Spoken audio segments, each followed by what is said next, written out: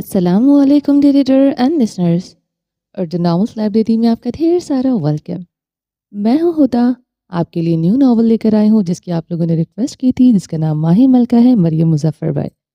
تو اس کی ریکویسٹ مجھے آج سے آلموسٹ تقریباً 4 سے 5 مہینے پہلے سے آ رہی تھی، اور 4 سے 5 مہینے پہلے ہی مجھے جو ہے وہ پرمیشن بھی مل گئی تھی، لیکن مجھے ٹائم نہیں مل رہا تھا نا پوسٹ کرنے کا۔ تو فائنلی آج اس کا نمبر لگ گیا ہے، تو آپ لوگوں کے لیے لے کر آئی ہوں۔ تو چلیں سٹارٹ کرتے ہیں۔ اس سے پہلے اگر آپ نے ابھی تک میرے چینل کو سبسکرائب نہیں کیا تو جلدی سے بھی سبسکرائب کر دیں، لائک اینڈ شیئر کریں، اور اپنی رائے کامنٹ باکس میں لازمی دیں۔ تو چلیں سٹارٹ کرتے ہیں۔ اور بے شک ہم نے اولاد آدم کو عزت دی اور انہیں خشکی اور تری میں سوار کیا، اور ان کو ستھری چیزوں سے رزق دیا، اور انہیں اپنی بہت سی مخلوق پر بہت سی برتری تھی۔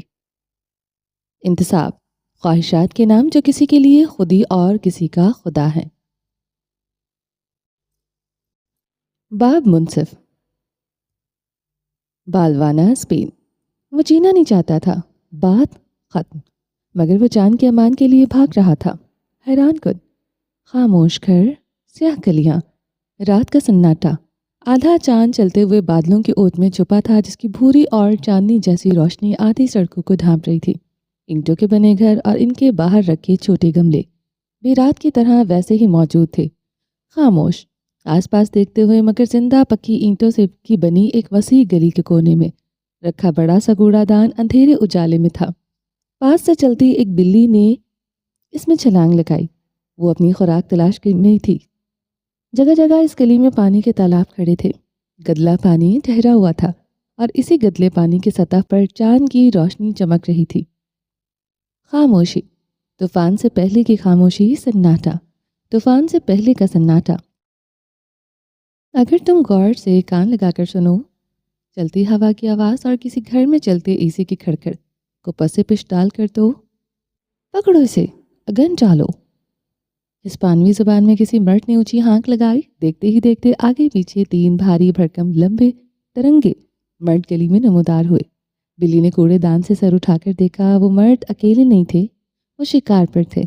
اپنے سامنے گھبراہٹ میں تیز تیز بھاگتے ہوئے، چیزوں سے بمشکل بچتے ہوئے، اس لڑکے کے جس کے ماتھے پر پسینے کی بوندیں تھیں اور سبز بیس بال کیپ الٹی کر کے پہنی تھی۔ وہ لڑکا بندوق سے نکلی گولی کی طرح پھرتی سے بھاگ رہا تھا۔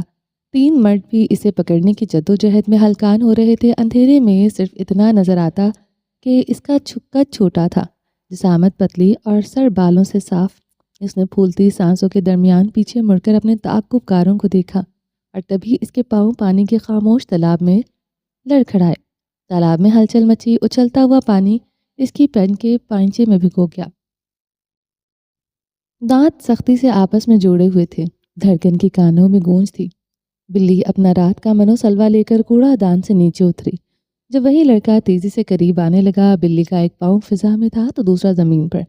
کیا کرے، بھاگ جائے یا کھڑی رہے؟ سوچنے کی مہلت کم تھی، کیونکہ وہ پی کیپ والا لڑکا اس کے بس 2 قدم کے فاصلے پر تھا۔ جب راستے میں آنکھیں پھاڑے کھڑی بلی کے اوپر سے چھلانگ لگا کر آگے بھاگ گیا۔ بلی کا رکا ہوا سانس بحال ہوا اور آگے چلنے لگی، مزے لے کر دانتوں میں مچھلی کا بدبودار ٹکڑا دبوچے۔ دفتن زمین ہلنے لگی، سر اٹھا کر سامنے دیکھا، بے اختیار مچھلی کا ٹکڑا منہ سے گرا۔ پھٹی ہوئی نگاہوں کے ساتھ وہ ایک ہی جس میں اگر راستے سے نہ ہٹتی، وہ تو جو 3 جلادی مرد آ رہے تھے اسے اپنے پاؤں تلے کچلتے ضرور، اس کی زندگی کا آخری دن بنا دیتے۔ پکڑو اسے، سب سے آگے والی کی زبان دوبارہ بلند ہوئی، مگر وہ لڑکا گلی سے پہلے ہی باہر تھا۔ پچھلی گلی خاموش ہو گئی، اگلی گلی کی خاموشی ختم ہوئی۔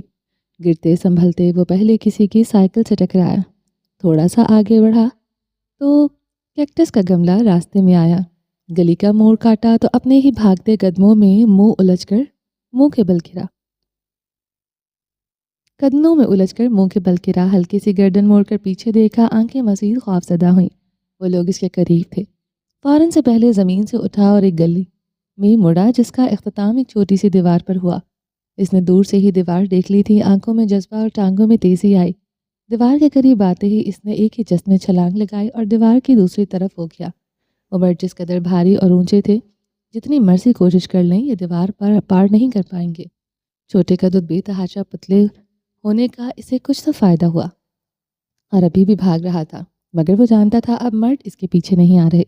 وہ انہیں جھانسا دینے میں کامیاب ہو گیا۔ گلیوں سے نکل کر اب پکی سڑک پر چلتے اس نے نظریں سامنے روڈ پر سے ہٹائیں اور گردن ترچھی کر کے پیچھے دیکھا۔ راستہ بالکل خالی اور ویران تھا۔ ایک طرف گھر تھے تو دوسری طرف گرل لگی تھی جس کے نیچے سے بہتا سمندر چاندنی میں چمکتا رہا۔ اس شخص پر بھی چاند کی روشنی پڑی، چہرے پر لگی ہے گہری بھوری بے نور آنکھیں نظر آئیں اور انہی آنکھوں میں بائیں آنکھ کے نیچے ایک بھرا ہوا زخم نمایاں ہوا جسے کٹنے کے بعد سلائی کی گئی ہو۔ اب پکڑ کر دکھاؤ، ہسپانوی میں بولتے اس نے چہرہ آگے پھیر لیا، بیس بال کیپ کھینچ کر مزید پیچھے کی اور پینٹ کی پچھلی جیب میں سے کارڈ نکالا۔ سامنے بنے لال رنگ کے سائیکل سٹینڈ کی طرف بڑھتے اس نے کارڈ سوائپ کیا اور سائیکل نکالے۔ وہ یوں بے فکر تھا جیسے کچھ دیر پہلے اپنے سوئنگ کی تیاری نے بالکل نہیں کی تھی۔ سائیکل کا پیڈل زور سے مارا اور اس پر سوار ہو گیا۔ چلتی ہوئی سائیکل کو تھوڑا سا آگے لے جانے کے بعد وہ سیٹ پر کھڑا ہو گیا۔ یہ رات کی خاموشی اور ٹھنڈی ہوائیں سے بے تحاشا پسند تھی۔ یہ ایک واحد وقت تھا جب وہ کسی بھی ڈر اور خوف سے آزاد بس اپنی خاموشی سے محفوظ رہتا تھا۔ سائیکل کے پیڈلز کی مدد سے کھڑے ہوتے آسمان میں بازو پھیلائے، آنکھیں بنتی اور روح کو ٹھنڈک پہنچا دینے والی ہوائیں نتنوں سے اندر کو جانے لگی۔ آگے سڑک صاف کشادہ اور خالی تھی، اسے کوئی کچھ نہیں کہہ سکتا تھا۔ وہ آج پھر سے بچ گیا تھا دبیر السحزار کی آزادی میں۔ آج ایک اور دن شامل ہو گیا۔ اس کی آنکھیں جلدی سے کھلیں، قدموں کی آواز وہ جو ہوا کے دوش پر مزے لے رہا تھا۔ اچانک سے کہیں دور بھاری اور تیز قدموں کی آواز سنائی تھی۔ دل کی دھڑکنیں ابھی مکمل طور پر پرسکون بھی نہ ہوئی تھی کہ دوبارہ یوں دھڑکنے لگیں جیسے ابھی سینے سے باہر آ جائیں گی۔ اس نے سائیکل کی رفتار بڑھا دی۔ وہ نہیں پکڑا جائے گا۔ پاؤں تیزی سے پیڈل چلانے لگے۔ وہ نہیں پکڑا جائے گا۔ سائیکل کسی تیز میزائل کی طرح بنا لی۔ وہ نہیں پکڑا جائے، اور وہ پکڑا گیا کیونکہ سامنے دو بھاری مرد آمنے سامنے سے چل کر آتے کسی دیوار کی طرح اس کے مقابل کھڑے تھے۔ دبیر کی گول آنکھیں خوف سے مزید گول ہو گئی۔ جان بچاتے اس نے سائیکل پیچھے موڑی، لیکن بے سود تھا۔ ان کا تیسرا ساتھی ہاتھ میں بیس بال کا بلہ گھماتے اسی کی طرف رواں تھا۔ وہ دونوں طرف سے گھیرا جا چکا تھا، بس دونوں طرف سے۔ ارد گرد کے دو راستے ابھی بھی کھلے تھے۔ بیس بال بیٹ ہاتھ میں گھماتے وہ فوراً سے دبیر کی طرف آیا اور ہوا میں لہرا کر اس کے چہرے پر مارنا چاہا، جو کہ برق رفتاری سے سائیکل ایک طرف سے نکالتے آگے بڑھ گیا۔ ایک پل کو اس کی گرفت ڈھیلی ہوئی، پیڈل سے پاؤں ہٹا اور جب دوبارہ اس نے وہاں رکھنا چاہا تو پیڈل پیچھے ہونے کی وجہ اس کا پاؤں زور سے زمین سے ٹکرایا۔ درد کی ایک اندیکھی لہر پاؤں نے باعث پوری ٹانگ میں پھیلی۔ وہ اپنا استحکام برقرار نہ رکھ سکا اور سائیکل سمیت اینٹوں والی سڑک پر گرا۔ اب ایک وہ تھا اور تین لمبے سیاہ فام جو اسے خوخار نظروں سے دیکھ رہے تھے۔ چاند کی روشنی کے نیچے ایک چوہے کے سامنے تین جنگلی بھالو اسے نوچنے کے لیے کھڑے تھے۔ اس کی موت یقینی تھی، بڑے تیز بن رہے تھے۔ وہ آگے آیا اور بلہ گھما کر دبیر کو مارا، لیکن وہ سڑک پر گول گول گھما اور پیچھے ہو گیا۔ ہمارے پیسے نہیں دینے تھے؟ وہ ایک قدم آگے آتا، دبیر گھوم کر پیچھے جاتا۔ وہ بلہ زمین پر مارتا، دبیر چکما دیتے ایک طرف ہوتا۔ غصہ سے سیاہ فام کے ماتھے پر رگ پڑکنے لگے۔ بڑا ہی کوئی ڈھیٹ ہے، چیختے ہوئے اس نے بلہ پیچھے پھینکا اور بھاگتا ہوا زمین پر لیٹے دبیر کی جانب بڑھا۔ امی! بیچارہ چوہا ایک گھٹنے پر کھڑا ہی ہوا تھا کہ بھاگ کر اس کے لیے قدرت کو شاید اس کا سکون قبول نہیں تھا۔ دبیر کا پیچھے سے بازو دبوچا کیا۔ وہ ننھی کلی اس تین دیو کے مقابلے میں کچھ نہ تھی۔ چہرہ اٹھا کر اوپر دیکھا، تینوں طرف مرد گول دائرے میں کھڑے اسے ہی دیکھ رہے تھے۔ تینوں کے چہرے کرخت اور بے رحم تھے، وہاں کہیں بھی نرمی نہ تھی۔ دبیر جبراً مسکرایا، یہ درد کے درمیان ہنسنے والی مسکراہٹ تھی۔ دوبارہ سے ان تینوں کو دیکھا۔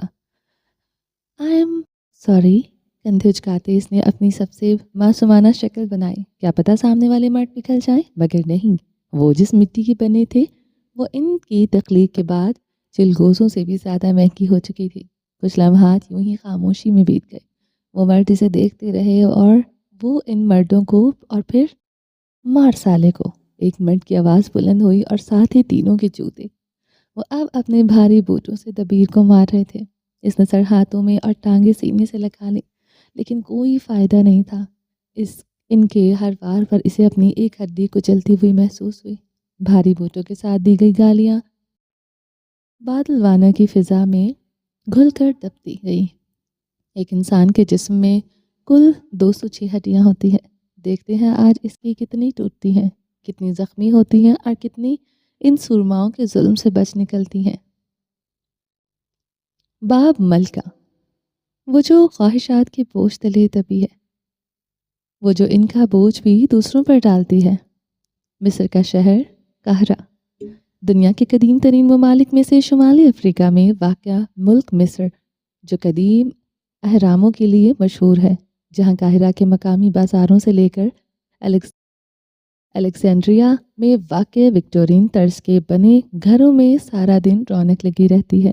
یہاں کی گلیوں، سڑکوں اور بازاروں کی خاصیت یہ ہے کہ یہ صبح کی نسبت شام کو پر رونق اور مصروف رہتے ہیں۔ اصل مزہ اس شہر کو کھوجنے کا رات میں ہی تو ہے، جب جگہ جگہ لالٹین سے نکلتی پیلی اور نارنجی روشنی سیاہ سڑکوں کو ایک دہکتا ہوا تاثر دے۔ جہاں مصر کے سب سے بڑے اور پرانے بازار خان الخیر لیلہ میں جگہ جگہ لوگ ٹولیوں کی صورت میں بیٹھے گیت گاتے نظر آئیں۔ جب کھانے کی مہک سے گلیاں محصور ہو جائیں، لیکن ان تمام مناظر کو پیچھے چھوڑ دے ہمارا آج کا دن طلوع ہوتا ہے۔ صبح ہوتے ہی ساتھ سب سے پہلے گلیوں میں سے اپنی سائیکل کے پہیوں کو گھماتا لڑکا اخبار بیچتا دکھائی دے گا۔ اسی کے ایک طرف سے سر پر وسیع تھال تھا، سنبھالتا ایک مرد ایش بالادی مصر کی روایتی بریڈ بیچتا ہوا ہانک لگاتا ہے۔ مصریوں میں یہ بریڈ ہمارے یہاں پر اٹھے کا مقام رکھتی ہے، یہاں پراٹھے کا مقام رکھتی ہے، مگر یہ تمام آوازیں ثانوی ہیں۔ سڑکوں پر سے چل کر آتے ان لمبے کھجور کے درختوں کی چھاؤں سے گزرتے ہم ڈاؤن ٹاؤن قاہرہ کی ایک مصروف سی سڑک کی طرف بڑھتے ہیں۔ دوپہر کا وقت تھا اور سورج ہر دن کی طرح پوری شدت سے آگ برس رہا تھا۔ ایک 2 منزلہ عمارت کا منظر ہے۔ عمارت جا بجا گہرے نیلے شیشوں کی مزین تھی۔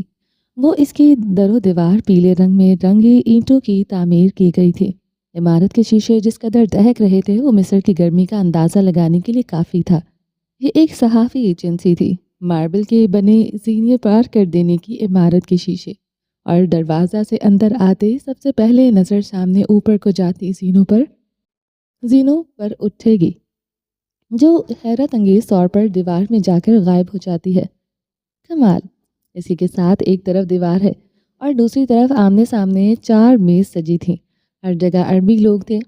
غیر استعمال شدہ کاغذ کے پلندے، کڑوی کسیلی مصری کافی کی مہک اور ان سب آوازوں اور شور کو مات دیتی ان سے بھی بلند ایک اور آواز، 4 دیواروں میں لگے وہ پیارے چھوٹے بچے، چھوٹے چھوٹے دیوار میں نصب اجلے سفید پنکھے، سیاہ بالوں کو منی بوم کٹ میں کاٹے ایک عورت دوسری ٹیبل پر نارنجی ٹائی لگائے بیٹھے ایک مرد کو کچھ کاغذات دے رہی تھی۔ تھوڑی ہی دور دیوار میں جاتے جادوئی زینوں کے قریب ہتھیلی پر گال گرائے ریسپشنسٹ بیزاری سے اپنا کھایا ہوا چنگم انگلی پر لپیٹنے میں مصروف تھا۔ ہونٹوں پر گہری جامنی لپسٹک لگائے اور آنکھوں کو نیلے آئی شیڈو سے سجائے، اس کی آنکھیں شب و خوابی کے باعث نیند میں ڈوبی تھی۔ تاثرات کچھ یوں تھے کہ جیسے بیچاری کو جبراً اینیمل پیلٹ میں چلتی 4 گھنٹے کی ڈاکومنٹری دکھائی جا رہی ہے۔ وہاں کام کرتے صحافی آپس میں عام انداز میں بات چیت کر رہے تھے، جو زبان غیر ہونے کے باعث اور عربیوں کے بولنے کی رفتار پر بنا پریوں تھا۔ جیسے ہر چلتا پھرتا شخص بحث میں مصروف ہے۔ انہیں مصروف سے عربیوں کو پار کرو تو ایک طرف 2 راستے آمنے سامنے کو جاتے تھے۔ ایک راستے پر تنگ سی سیڑھیاں اوپری منزل کو جا رہی تھیں، چلو شکر، اور دوسری طرف کے راستے پر بیت الخلاء بنے تھے۔ دونوں ہی راستوں میں پانی کی گندی بالٹی اور گیلی ٹاکی کسی تمغے کی طرح سجے تھے۔ افسوس سے مگر عمارت باہر سے جتنی پرسکون اور پروفیشنل نظر آئی تھی، اندر سے اس کا حال اتنا ہی الامان تھا۔ یہ بکواس تیار کی ہے تم نے؟ اسی وقت ایک دھماکہ ہوا۔ سب کے مصروف ہاتھ رک گئے تھے۔ باپ کٹ بالوں والی لڑکی جو اپنی میز کی طرف بڑھ رہی تھی بیچ راستے میں ٹھہر گئی۔ میں نے تمہیں کیا کام دیا تھا اور یہ تم نے کیا کر کے لے آئی ہو؟ ایک اور دھماکہ۔ ریسپشنسٹ جو آدھی گرنے والی تھی گرجدار آواز میں کہی گئی تذلیل سننے کو چاقو چوبند ہوئی۔ سب کے کان اوپری منزل پر لگے تھے کیونکہ تھوڑی دیر پہلے ہی باس کے آفس میں المیر عنایت محسن کی اپنے آرٹیکل سمیت پیشی ہوئی تھی۔ باپ کٹ عورت نے نارنجی ٹائی والے مرد کو دیکھا، ہونٹوں کے سیاہ کنارے مسکراہٹ میں ڈھلے ہاتھ اٹھا کر انگوٹھے اور شہادت کی انگلی کو اوکے کے انداز میں ملایا اور پچھلی 2 انگلیوں کو گنتی کے طور پر کھڑا کیا۔ میں نے تمہیں 1000 مرتبہ کام کرنا سکھایا ہے، تم سنتی کیوں نہیں ہو؟ آواز بلند ہوئی۔ نیچے بیٹھے صحافیوں نے کانوں پر ہاتھ رکھا، سوائے ان دونوں کے۔ نارنجی ٹائی نے دونوں آنکھوں کو بند کرتے نفی میں سر ہلایا۔ یہی تھی ایک اور خاصیت۔ مصری اپنی آدھی سے زیادہ گفتگو اشاروں میں ہی کر لیا کرتے تھے۔ جہاں لڑکی اشارے سے پوچھ رہی تھی کیا یہ دوسری دفعہ ہوا ہے، وہی مرد نے اشارہ کیا نہیں اور اپنی 3 انگلیاں کھڑی کی۔ تیسری مرتبہ یہ سین لگا ہے۔ اب آتے ہیں اوپر۔ آفس چھوٹا سا اور حبس زدہ تھا۔ الماری کے خانوں سے ابل کر آتے کاغذ کے پلندے نہ جانے چائے کافی کے کتنے خالی کپ، بے ترتیب میز، کچرے سے ابلتی ہوئی ڈسٹ بین اور آفس کے بیچوں بیچ مجرم بنی کھڑی وہ سبز بھوری ہیزل آنکھوں والی گول مول سی 26 سالہ عورت المیر عنایت محسن موجود تھی۔ تم نے قسم اٹھائی ہوئی ہے اپنی منمانی کرنے کی؟ میز کی دوسری طرف کھڑے کمزور سی صحت کے مرد نے اٹھا کر کاغذ کا پلندہ اس کے منہ پر مارا۔ المیر اندازہ نہ کر پائی اس کے چہرے سے پہلے کیا ٹکرایا۔ وہ کل رات بیٹھ کر گوگل پر سے چھاپی گئی اس کی محنت کے یہ کاغذات، یا پھر اس کے اڑے ہوئے بالوں والے باس کے منہ سے نکلتے تھوک کے قطرے۔ جو کچھ بھی ٹکرایا تھا ایک بات یقینی تھی، اس کا باس آج پھر برش کیے بغیر آیا تھا۔ 3 مہینوں سے تم یہاں کام کر رہی ہو۔ انگوٹھا اور شہادت کی انگلی بند کرتے باقی 3 انگلیاں اٹھائی اور ان 3 مہینوں میں تم نے ہر کام غلط کیا ہے۔ میں نے تم سے کہا تھا مجھے پچھلے ہفتے کی بڑھتی مہنگائی پر عوامی رائے پر مبنی ایک آرٹیکل چاہیے، نہ کہ تمہارا یہ 7ویں جماعت کا مہنگائی روکو کمر بچاؤ پر مضمون۔ وہ مسلسل ہاتھ ہلا ہلا کر بات کرتا، پستہ قد کا سفید مگر داغدار رنگت والا وہ ادھیڑ عمر مرد چلتی پھرتی کمزوری کی مثال تھا۔ جلد تو جیسے ہڈیوں سے چپک کر رہ گئی تھی۔ چیخ چیخ کر اس کا گلا سوکھ چکا تھا۔ المیر کو لگا یہ فرعون کا ڈھانچہ کسی لمحے بھی ڈھہ جائے گا۔ سفید بٹن والی شرٹ کی کھلی آستینیں بے تحاشا سوکھے بازوں سے بھی نیچے گرتی اور کبھی اوپر جاتی۔ گلے میں ایک سیاہ ٹائی اسکارف کی طرح کھلی جھول رہی تھی۔ بکتے جھکتے اسے اچانک ہی کھانسی کا ایک زوردار حملہ ہوا۔ المیرا جھک کر اپنی محنت اٹھانے لگی۔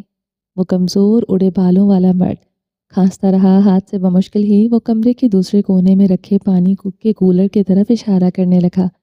سر آپ مجھے ایک آخری موقع دے دیں، خدا کی قسم میں آپ کو مایوس نہیں کروں گی۔ اس کی آواز مخملی سی تھی جیسے روئی کا گولا ہو۔ ہاں موٹی تھی مگر چال باز، مکار، اپنی بات منوانے والی۔ کھانس کھانس کر اس کی آنکھوں میں آنسو آ گئے۔ چہرہ شدت کے باعث گلابی پڑنے لگا۔ دیکھیں سر، آج کل کی جنریشن کو ان سب باتوں سے فرق نہیں پڑتا۔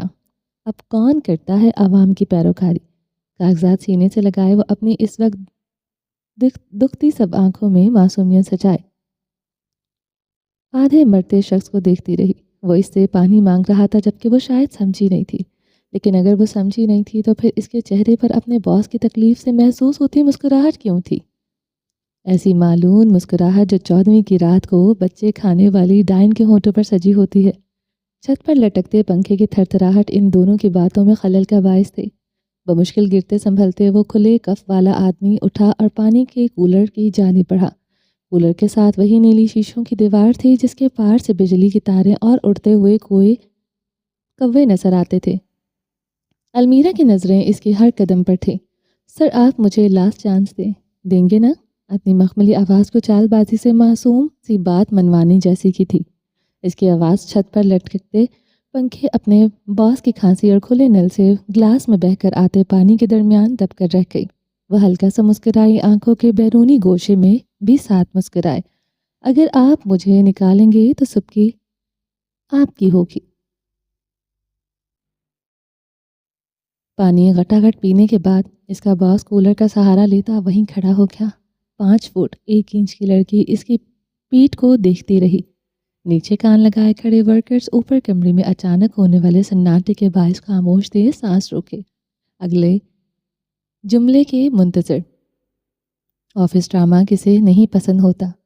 نکلو یہاں سے۔ تھوڑی دیر کے بعد اس حب زدہ کمرے میں سے ایک ضبط سے بھرپور حکم گونجا، جو کہ کندھوں کے درمیان گردن لٹکی تھی۔ کف ابھی بھی لاپرواہی سے کھلے تھے اور گردن میں لٹکتی سیاہ تائیں بھی ویسی ہی تھی۔ المیرا کی آنکھیں پھٹی کی پھٹی رہ گئیں، پورا کا پورا منہ کھل گیا۔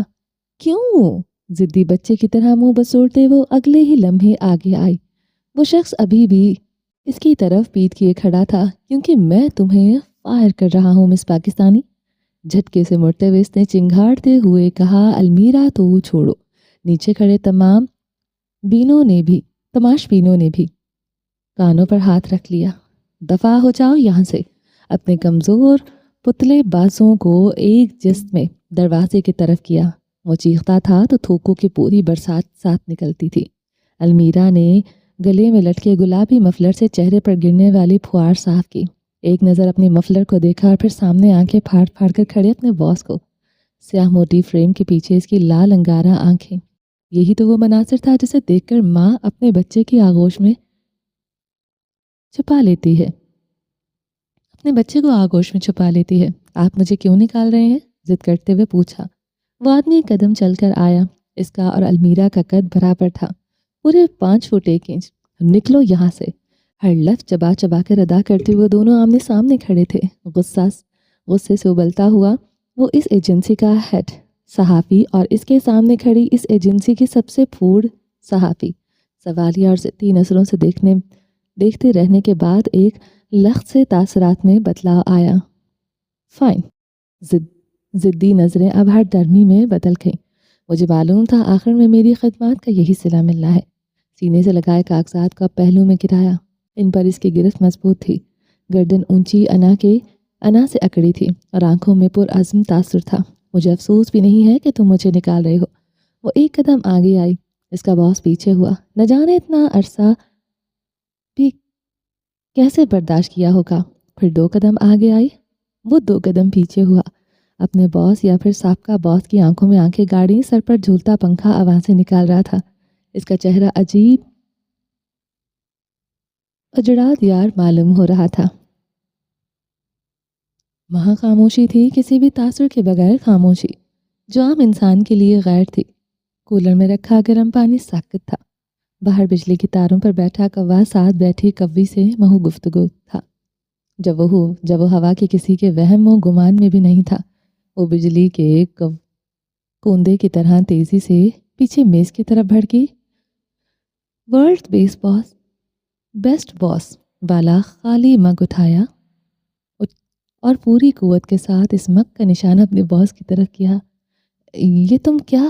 لیکن اس کی سوچ کے برعکس المیرا نے وہ مگ اس کی طرف اچھالنے کے بجائے سینے سے لگا لیا۔ نخیف سا آدمی جو خود کو بچانے کے لیے سر ہاتھوں میں دیے بیٹھا ششتر رہ گیا۔ ڈرتی نگاہ المیرا پر ڈالی جو اب آرام سے اپنی جگہ کھڑی تھی۔ ناسمجھی سے دیکھا اور پھر یہی ناسمجھی غصہ میں بدل گئی۔ تمہاری اتنی؟ اس وقت المیرا گولی کی تیزی سے اس کی طرف بڑھی۔ وہ جو تندھی سے اسے ذلیل کرنے آ رہا تھا فوراً الٹے قدم لیتا پیچھے ہوا۔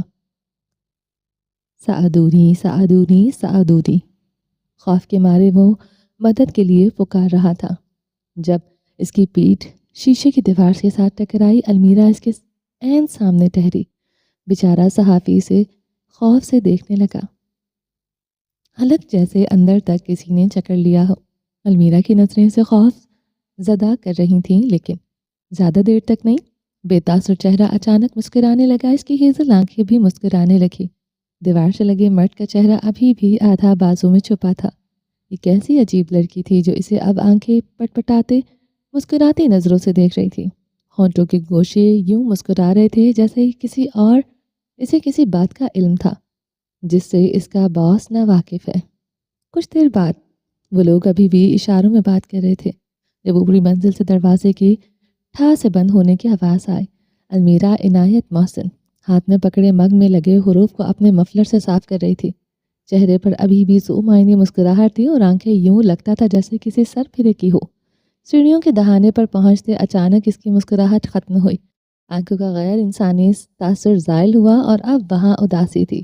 نوکری چھن جانے کی اداسی، کوئی وجود ان پتلی سیڑھیوں سے نیچے آ رہا تھا۔ سیڑھیاں بھی اس قدر نحیف تھیں کہ ایک قدم رکھو تو کلمہ شہادت پڑھ کر مرنے والی ہو جاتی۔ المیرا اداس چہرہ اور ڈھلکے ہوئے کندھوں سمیت نیچے آئی جب اس کی راہ میں رکاوٹ اس کی گیلی ٹائی اور گندے پانی کی بالٹی نے ڈالی۔ وہ اس قدر مایوس تھی کہ روز کی طرح آج اس نے اس بالٹی کو نہ کوسا اور نہ ہی اس گیلی ٹاکی کو چھیڑا۔ اب ان چیزوں پر اس کا حق نہیں رہا تھا۔ ان دونوں منزلوں میں سناٹا تھا، طوفان کے بعد والا سناٹا۔ اگر کوئی آواز ارتعاش پیدا کر بھی رہی تھی تو وہ بس المیرا کا اپنے بیگ میں سامان ڈالنے کی۔ ایک گتے کا ڈبہ اٹھایا تاکہ اپنی میز پر سے ضروری سامان اٹھا سکے۔ حرکات میں سستی اور اداسی تھی۔ بعد ازنک ایکسکیوز می، اسی بابکت لڑکی نے عربی میں المیرا کو پکارا، جو کی گردن کو ہلکی سی جنبش دے کر پیچھے مڑا۔ یہ ڈبہ کاٹ کباڑ نکالنے کے لیے ہے تو ندامت اور کچھ شرمندگی سے بھرپور لہجے میں کہتے اس نے بات ادھوری چھوڑ دی۔ المیرا نے کوئی رد عمل نہیں دیا، بس خاموشی سے ڈبہ دوبارہ اس کی جگہ پر رکھ دیا۔ نہ جانے کیوں اس لڑکی کو ترس آیا۔ وہ آگے آئی اور اسے کندھوں سے پکڑتے ساتھ لگا لیا۔ کچھ نہیں ہوتا المیرا، خیر ہے، میری نوکری چلی گئی ہے۔ خیر کیسے ہوگی؟ آواز سے یوں لگتا تھا جیسے بس رو دینے کو ہو۔ انشاءاللہ سب بہتر ہوگا۔ تمہیں جب بھی مدد چاہیے ہو ہم سب ساتھ ہیں تمہارے۔ لڑکی نے کمرے میں موجود سب کی طرف اشارہ کیا۔ سب کے رویے تھے مثبت، پر امید اور سبھی تھے بے وقوفی کی حد تک جذباتی۔ پرفیکٹ۔ اس نے سب کو مسکرا کر دیکھا اور پھر اپنی میز سے ایک شیشہ، ایک کنگھی، لپسٹک اور وہی ورلڈ بیسٹ باس والا مگ اٹھایا۔ تقریباً بیگ میں ٹھونسا۔ گھس جا منحوس، گھس جا۔ اپنے ننھے گول ہاتھوں سے زور لگاتی وہ سامان ٹھونس رہی تھی۔ ہر انسان کی طرح اداسی اور غم کی حالت میں عادتاً وہ بھی اپنی مادری زبان بولنے لگی۔ تنگ آتے اس نے مگ ہاتھ میں اٹھایا اور یوں ہی کھلا بیگ کندھے پر ڈال لیا۔ اس باب کٹ بالوں کی ایک طرف سے ہوتے ہوئے گزری۔ اسے معلوم تھا کہ سب اسے ہی دیکھ رہے ہیں اور دل ہی دل میں اسے یہی نظریں سکون بخش رہی تھی۔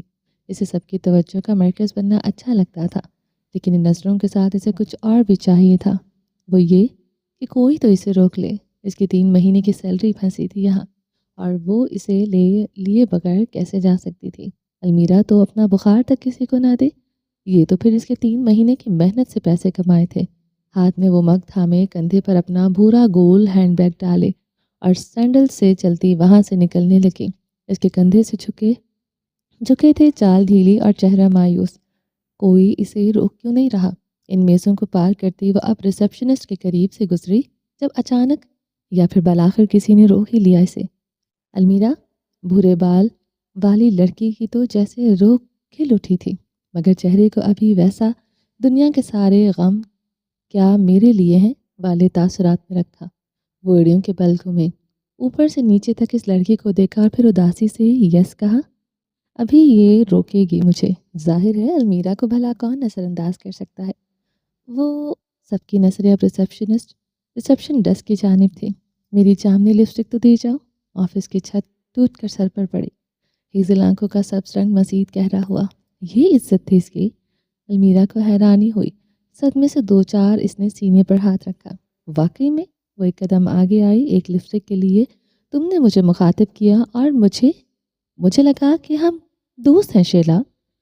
پرفارمنس کے مطابق آخر میں سب سے غمگین کردار ضرور پھٹ پڑتا ہے۔ المیرا بھی بس یہی کر رہی تھی۔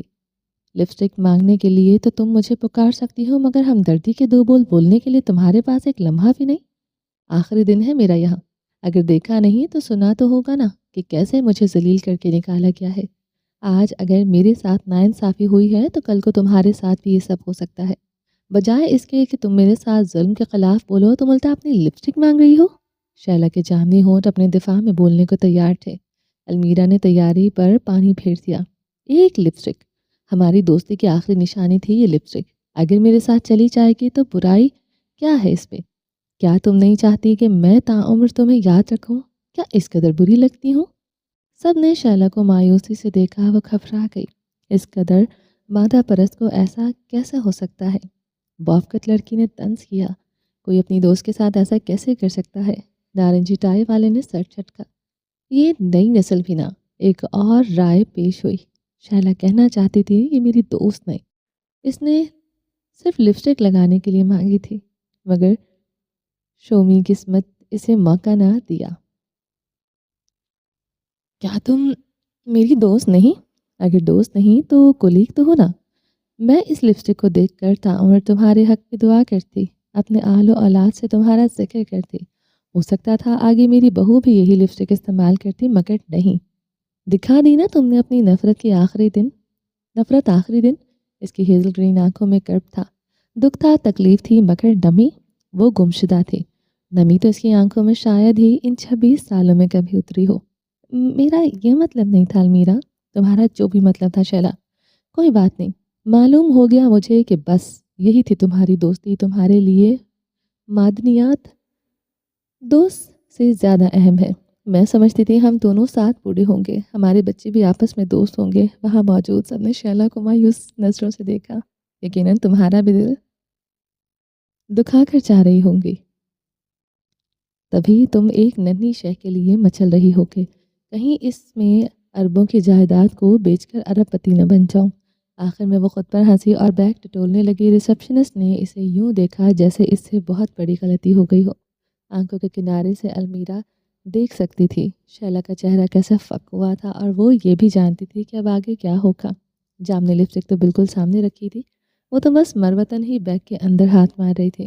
تمام تم رکھ لو، تمہارا تحفہ ہوا، اس کے بعد نہ جانے ہم کب ملے۔ دونوں ہاتھوں کو بلند کرتے جیسے اپنی صفائی میں کہا ہو، نہیں، ایک ننھی شے میرے دل سے تمہاری عزت نہیں گھٹا سکتی۔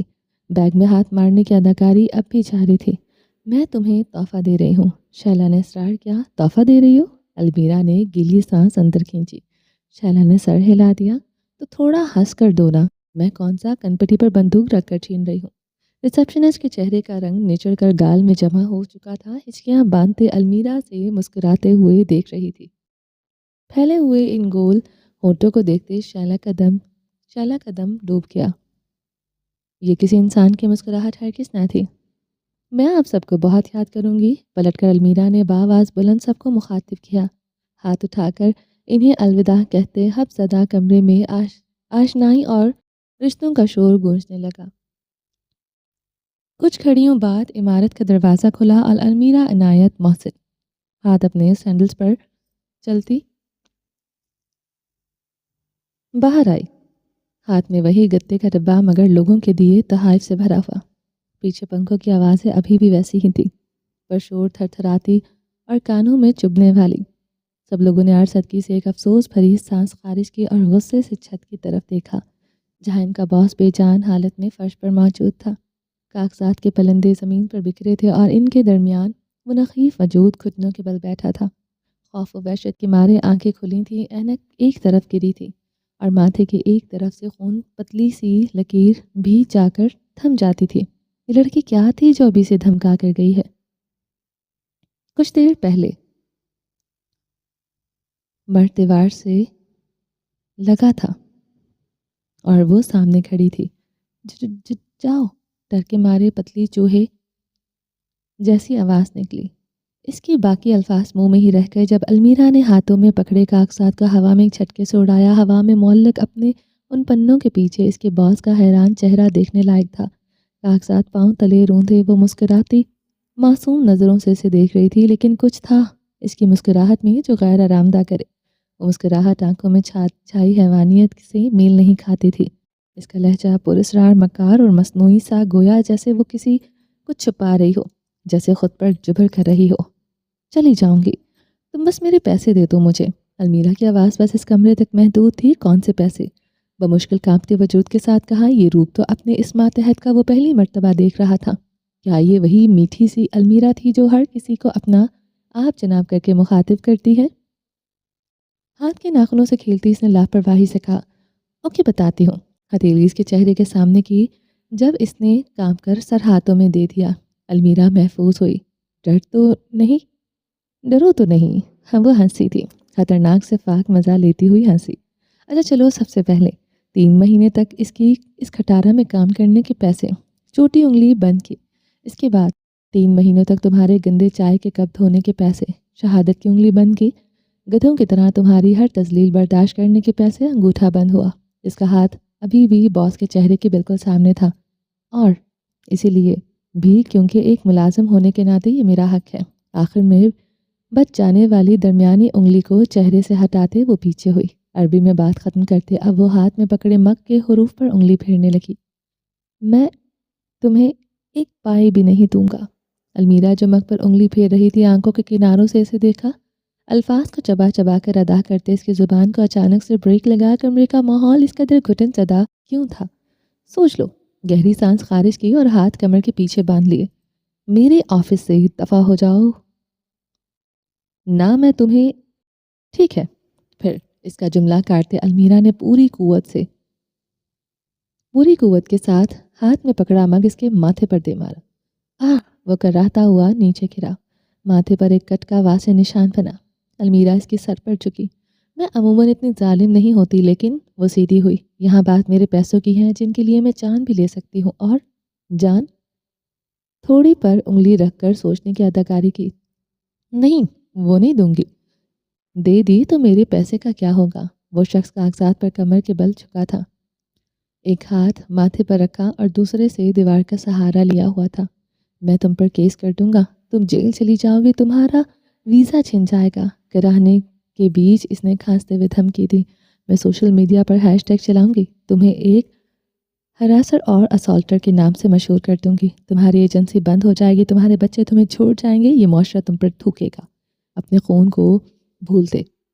وہ اب پھٹی نگاہوں سے اس عورت کے نام پر شر کو دیکھ کے رہ گیا۔ وہ 21ویں صدی کی عورت اپنے لیے موجود آسائشات کا ناحق استعمال کر رہی تھی۔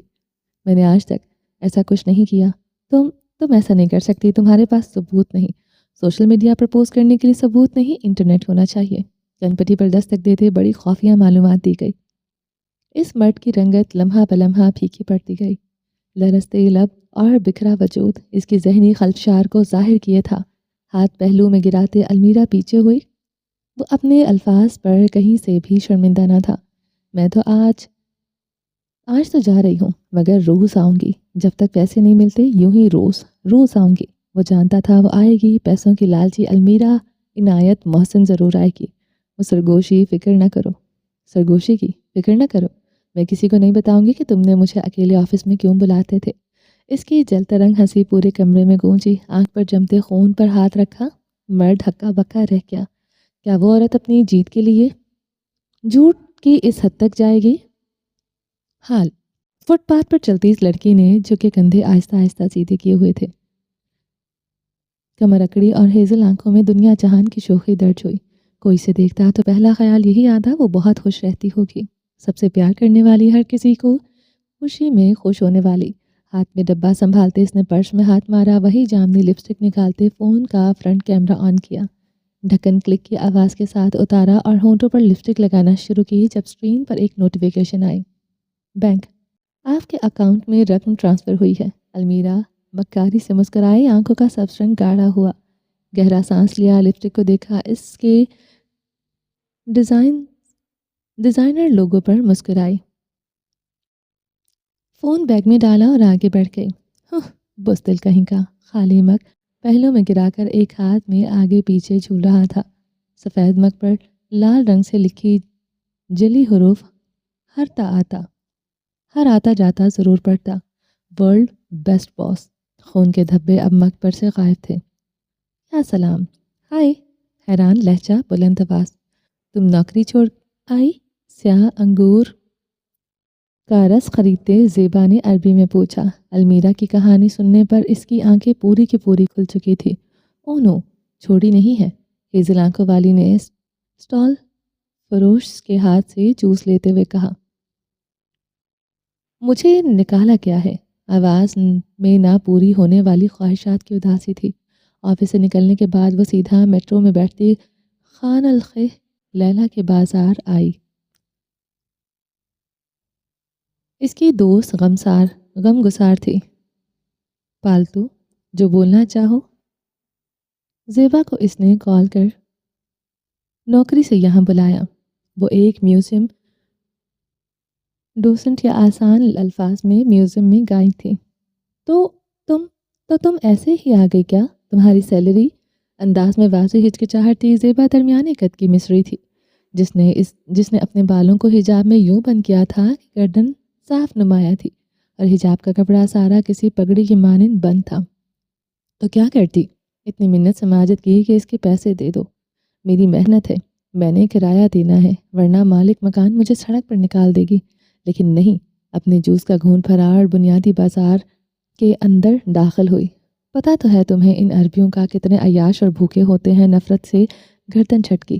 اس کے رکھ رکھاؤ سے صاف لگتا تھا ہاتھ سے نوکری نکل جانے کا غصہ تھا، پیسہ نہ ملنے کا غصہ تھا۔ اپنی بے بسی پر وہ اور اپنی مالی حالات پر برہم تھی، جبکہ تم اور یہ اچھے سے جانتے ہیں کہ اس میں سے کتنا سچ ہے اور کتنا جھوٹ۔ وہ دونوں اب بازار کے اندر ہم قدم تھی۔ آس پاس دکانیں ہی دکانیں تھیں، پتھروں کا بنا راستہ اور اس کے اوپر ایک وسیع اینٹوں کا چھت۔ ہانک لگاتے اشیاء فروش اور ان کے درمیان میں سر اور کندھوں پر تھال سنبھالتے لوگ۔ جھومتے بجتے لالٹین کے سے سجا وہ علاقہ کسی قدم کہانی کا تصور لگتا تھا۔ تو اب تم کیا کرو گی؟ اپنے جوس میں اسٹرا گھماتے پوچھا۔ بازار کے شور میں بمشکل ہی زیبا کی آواز آئی۔ آنکھوں کے کنارے سے وہ المیرا کو ہی دیکھ رہی تھی۔ کیا کرنا ہے زیبو؟ قریب سے ایک سکارف دینے والا گزرا جسے المیرا نے ہاتھ کے اشارے سے روکا۔ نئی ٹوکری ڈھونڈوں گی؟ اس کے چہرے پر چھائی اداسی۔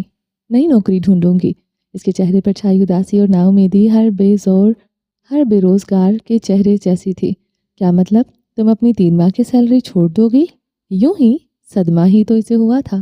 بازار کے عین بیچ 4 راستے آگے پیچھے کو جاتے تھے۔ اوپر کھلا آسمان تھا۔ وہ دونوں وہاں ٹھہری۔ تو اور کیا کروں زیبا؟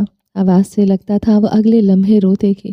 یہاں مجھ جیسے فرنگیوں کو یہ عربی کہاں عزت دیتے ہیں۔ آتے جاتے لوگ مڑ مڑ کر سے دیکھ رہے تھے۔ بازار کے رش و شور کے باوجود بھی المیرا کی آواز صاف تھی۔ وہ بولتی ہی اتنا اونچا تھی، کسی کی توجہ کیوں نہ اس کی طرف جاتی۔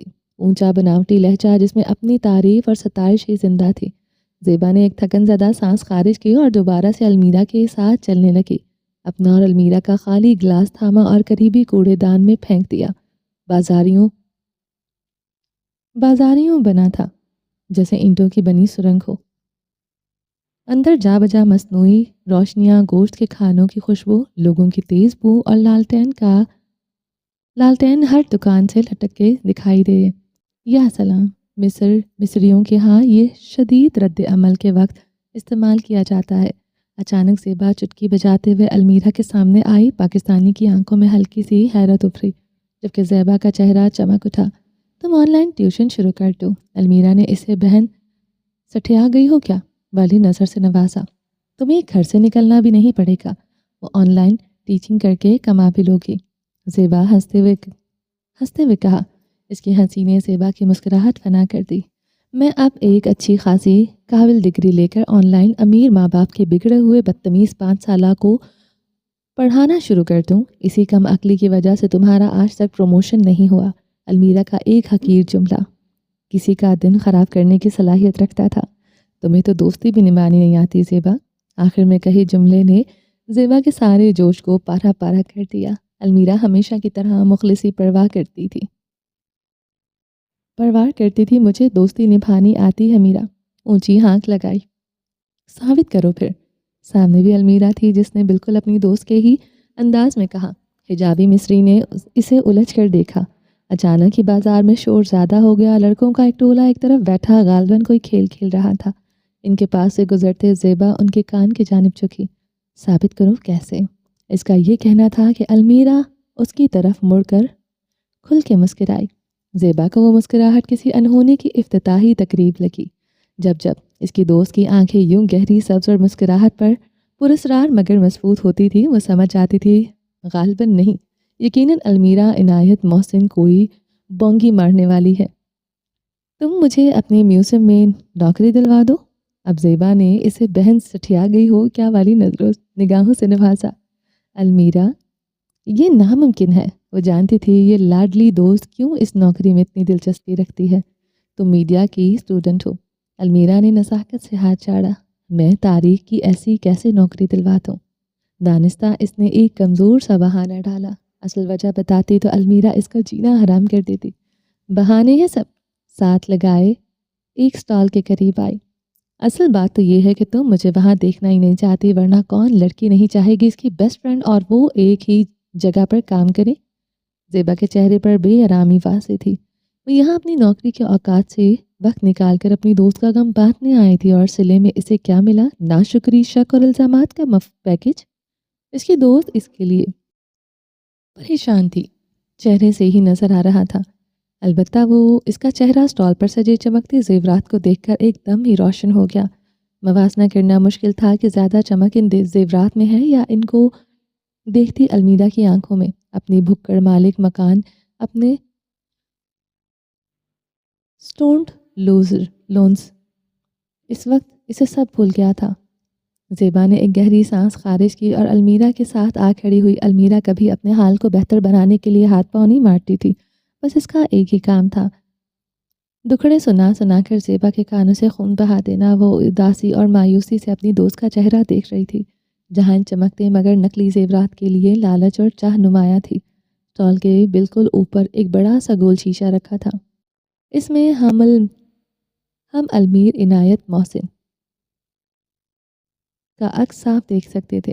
چھوٹا قدر، چھوٹے کندھے، وسیع پیشانی اور گول مٹول سی ناک، موٹی ناک، نہ موٹی نہ پتلی، اور یہ پیدائشی طور پر تھا۔ سفید صاف جلد پر گول چھوٹے چھوٹے نقوش اور بھری ہوئی موٹی موٹی گالیں، اتنی کہ اس کی آنکھیں اندر دھسی ہوئی تھی۔ اس کی چھوٹی آنکھیں اکثر تھیں جو روشنی کے بغیر سبز اور روشنی میں ہلکی بھوری لگتی۔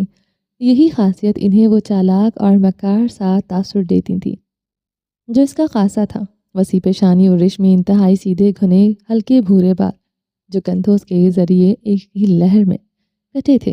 گلے میں مفلر زیتونی رنگ کی گھٹنوں تک آتی بٹن شرٹ کے اوپر بھوری اڑے رنگ والی جیکٹ، اور نہ جانے کتنی مرتبہ دھونے پر اڑے ہوئے رنگ والی جینس۔ واپس زیبا کی طرف آتے ہیں جو ابھی بھی انہیں مایوس نظروں سے دیکھ رہی تھی۔ المیرا کو بس اڑنے کی چاہ تھی، پر کہاں سے یہ آگے یہ سوچنے یا نہ جاننے کی محنت وہ کبھی نہیں کرتی تھی، اور یہی زیبا کا دل دکھتا تھا۔ اس کی دوست کی زندگی میں نہ نوکری ہے، نہ عزت ہے، نہ سکون اور پیسہ، وہ تو سرے سے ہی قلیل ہے۔ بہت دیر بعد زیبا نے اسے پکارا، جو اب مختلف ہار اٹھا کر اپنی چھوٹی سی گردن کے ساتھ لگا رہی تھی۔ تم واپس پاکستان کیوں نہیں چلی جاتی؟ زبان سے الفاظ کم اور بندوق سے نکلی گولی زیادہ لگتے تھے۔ جلدی سے مشورہ دینے کے لیے اس نے نظریں چکا لی اور اپنی دوست کا دھواں ہوتا چہرہ نہیں دیکھنا چاہتی تھی۔ المیرا بھی ابھی بھی ہار کو خود سے لگائے شیشے میں دیکھ رہی تھی، بغیر کوئی اثر لیے، جیسے زیبا نے کچھ کہا ہی نہ ہو۔ دیکھو یہ کیسا ہے؟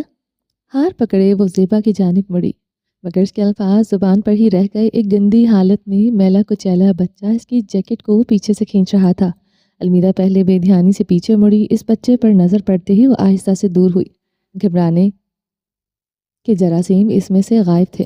خدا کے نام پر صاحبہ، بی بی، وہ بچہ بمشکل ہی 7-8 سال کا ہوگا۔ میلے پاؤں میں چپل اور بدن پر بدنما سی شرٹ، جینس، متورم آنکھیں اور بال دھول سے دلدل ہوئے۔ وہ بچہ ویسے ہی اس کی ٹانگوں تک آتا تھا، مگر پھر بھی وہ گھٹنوں پر ہاتھ رکھتے اس کے بالکل سامنے جھکی۔ ہونٹ مسکرا رہے تھے، آنکھیں نہیں۔ وہ کچھ دیر پہلے والی المیرا نہیں بلکہ صبح والی المیرا لگی، مکار، شفاق اور لالچی۔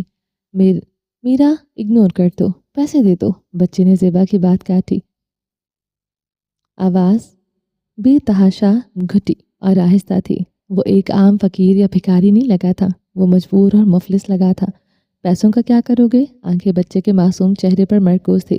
کھانا کھاؤں گا، پہلے سے بھی زیادہ گھٹی آواز۔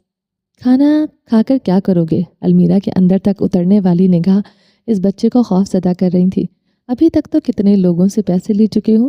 رونگٹے کھڑے کر دینے والی سرگوشی۔ زیبا نے آگے بڑھ کر اس کا کندھا ہلایا۔ میں اگر تمہیں کچھ دوں گی تو بدلہ میں مجھے کیا ملے گا؟ وہ بچہ مدد طلب نظروں سے زیبا کو دیکھنا چاہتا تھا، مگر نہ جانے سامنے کھڑی عورت کی نظروں میں ایسا کیا تھا۔ وہ سہم بھی گیا اور ہٹ نہ سکا۔ یوں لگتا تھا اگلے کسی لمحے وہ رو دے گا۔ المیرا اسٹاپ اٹ۔ زیبا نے تقریباً اسے پیچھے کھینچا اور اس بچے کو 10 مصری پاؤنڈ کا نوٹ تھما دیا۔ بچہ نوٹ پکڑتے ساتھ ہی وہاں سے بھاگ گیا۔ المیرا کی شیطانی مسکراہٹ ابھی بھی قائم تھی۔ زیبا جانتی تھی اگر 2-3 منٹ مزید وہ بچہ المیرا کی نظروں کے سامنے رہتا تو اس نے وہی سب کرنا تھا جو وہ اپنے سے کمتر ہر شخص کو دیکھ کر کرتی تھی۔ زیبا نے المیرا کا بازو تھاما ہوا تھا۔ کیوں کرتی ہو تم یہ سب؟ کھانا کھاؤ گی؟ زیبا کی گرفت سے آزاد ہوتے ہی اس نے پرجوش لہجے میں کہا۔ اس کی دوست نے تھک کر سانس خارج کی۔ تم کھلاؤ گی؟ نہ جانے کتنی امیدوں سے یہ سوال پوچھا تھا۔ المیرا جیسی بندی ٹافی کا ریپر آدھا نہ دے تو یہ ایک وقت کا کھانے کی بات تھی۔ زیبا بے یقینی تھی۔ میری آج نوکری گئی ہے۔ تم اس حالت میں بھی یہ توقع رکھتی ہو کہ میں تمہیں کچھ کھلا دوں؟ Oscar winning performance. زیبا کا چہرہ پچ گیا۔ ابھی تو تم نے میرے آتے ساتھ کھایا تھا، جھجکتے ہوئے کہا۔ زیبا کے ہی پیسوں پر پہلے اس نے جا کر ایک کوشاری مصری روایتی کھانا کی پلیٹ نوش فرمائی تھی اور پھر باتوں باتوں میں اسے بازار تک لے آئی تھی۔ اتنی کنجوس کیوں بن رہی ہو؟ مذاق اڑاتے ہوئے ہنسی۔ واپس کر دوں گی نا، بس یہی کوئی روز ہے میشر۔ آج تم کھلا دو، دوست نہیں ہو میری؟ زیبا کو یرغمال بنائے المیرا اب اس کے بازو میں بازو ڈالے بازار گھومنے لگی۔ اب وہ خوش تھی۔ چلو لنچ کا اہتمام تو یہاں سے ہو گیا۔ رات کے کھانے کے لیے کس کو کتنا بے وقوف بنانا ہے اور کس سے کون سا جھوٹ بولنا ہے وہ پیٹ پوجا کے بعد سوچے گی۔ چلیں جی، باقی کا نیکسٹ ایپیسوڈ میں کنٹینیو کریں گے۔ امید ہے آپ کو یہ فرسٹ ایپیسوڈ بہت پسند آئی ہوگی۔ اگر آپ نے ابھی تک ہمارے چینل کو سبسکرائب نہیں کیا تو جلدی سے بھی سبسکرائب کر دیں، لائک اینڈ شیئر کریں اور اپنی رائے کامنٹ باکس میں لازمی دیں۔ اپنا ڈھیر سارا خیال رکھیے گا، تو ہم یاد رکھیے گا۔ ملتے ہیں نیکسٹ ایپیسوڈ میں، تب تک کے لیے اللہ حافظ۔